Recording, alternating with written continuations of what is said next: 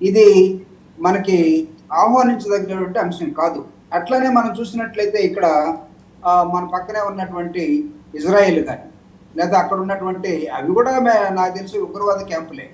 వాళ్ళకి ఉన్నటువంటి దానిలో అక్కడ ఒక 1 ఇయర్ నుంచి యుద్ధం జరుగుతూనే ఉంది. ఇప్పుడు భారతదేశం, పాకిస్తాన్ కూడా యుద్ధంలోకి వస్తే 2 పూర్ కంట్రీస్ ఆల్ వాళ్ళు మనం this is only upcoming.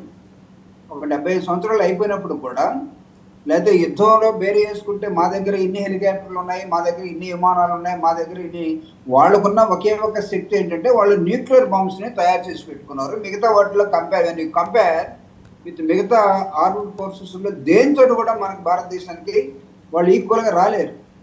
But వాళ్ళు అన్ఫార్చునేట్లీ ఉత్తరప్రదేశ్లో కిమ్ కానీ నా దగ్గర అనుభవాలు ఉన్నాయి అన్నట్టుగానే పాకిస్తాన్ కూడా ఇది ఒకటి నేర్చుకుంది.